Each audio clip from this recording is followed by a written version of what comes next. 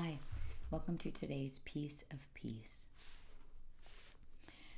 I started off this morning journaling. Lord, I would love to be part of what you're doing in these days, to see and experience your power and change through this tumultuous time. I said to him, please use me in any way you see fit. I went into my devotion reading out of our Daily Bread. Today we're in Exodus 17, 8 through 13.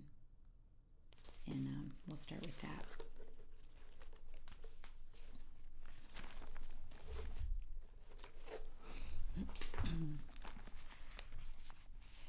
The Amalekites came and attacked the Israelites.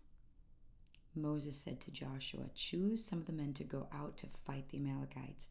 Tomorrow I will stand on top of the hill with the staff of God in my hand. So Joshua fought the Amalekites as Moses had ordered. And Moses, Aaron, and Hur went to the top of the hill. As long as Moses held up his hands, the Israelites were winning.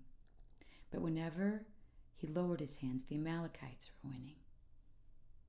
When Moses' hands grew tired, they took a stone and put it under him, and he sat on it. Aaron and Hur held his hands up, one on one side and one on the other, so that his hands remained steady until sunset.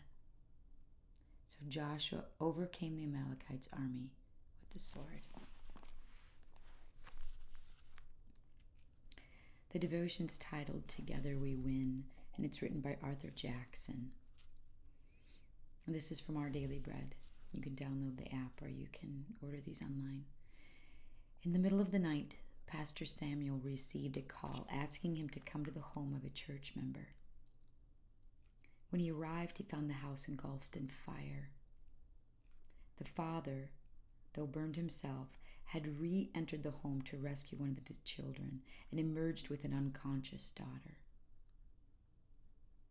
The hospital in this rural Ugandan setting was 6 miles, 10 kilometers away.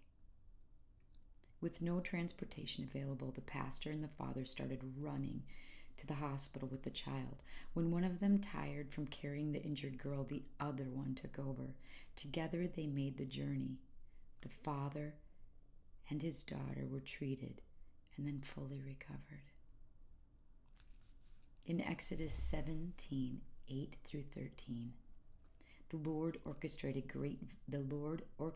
a great victory that included the efforts of Joshua, who led fighting men on a battlefield, and Moses, who kept his hands raised while holding the staff of God.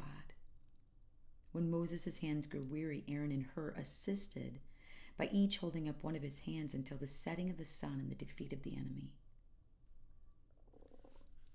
The value of interdependence can never be underestimated. The value of interdependence can never be underestimated. God, in his kindness, graciously provides people as his agents for mutual good. Listening ears and helpful hands, wise, comforting, and correcting words. These are the other resources come to us and through us to others. Together we win and God gets the glory. Together we win and God gets the glory. Arthur puts a charge out. At what times in your life have you benefited from the support of others? And who might you know who needs you to run with them in this season of their life? His prayer was, Father, thank you for those you've graciously provided in my life, and for those you've allowed me to share life with for our mutual good and your glory.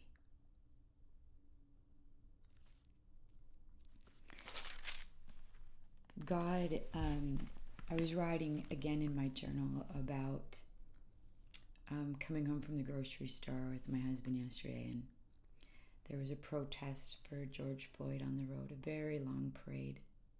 One speaking a voice, maybe holding hands up for someone who was unheard.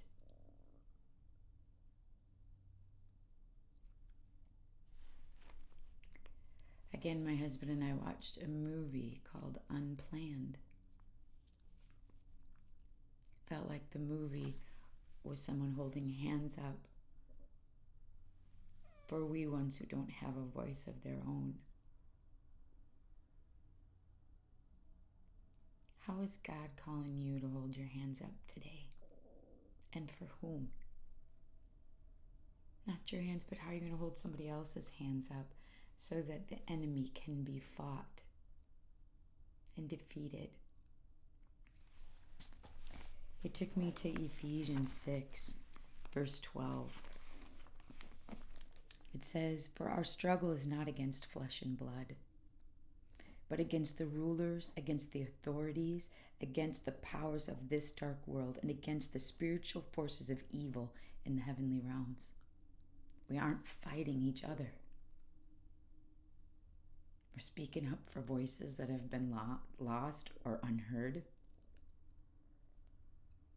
He goes on to say in 18, "And pray in the Spirit on all occasions with all kinds of prayers and requests. With this in mind, be alert and always keep on praying for all the saints." Our most powerful weapon is prayer. Our voices can be used for the ones who have lost theirs or the ones who have been forgotten or unheard ever. God have mercy on us. Our fight is not against each other. God's calling us to hold each other's hands up and to fight the true enemy. For our struggle is not against flesh and blood, but against the rulers, against the authorities, against the powers of this dark world, and against the spiritual forces of evil in the heavenly realms. As we seek each other, as he puts us into this ability to where he says the value of interdependence can never be underestimated. God in his kindness graciously provides people as his agents for mutual good, listening ears and helpful hands, wise, comforting, and correcting words. These and other resources come to us and through us to others. Together we win, and God gets the glory. It brings me to Jesus Calling by Sarah Young. Download her app or order her book. Let me help you get through this day. There are many possible paths to travel between your getting up in the morning and your lying down at night. Stay alert to the many choice points along the way. Being continually aware of my presence, you will get through this day one way or the other. One way is to groan and moan, stumble along with shuffling feet.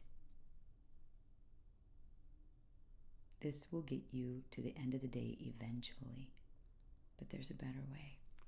You can choose to walk with me along the path of peace, leaning on me as much as you need. There will still be difficulties along the way, but you can face them confidently in my strength. Thank me for each problem you encounter, and watch to see how I transform trials into blessings. There's our piece of peace today. God bless you.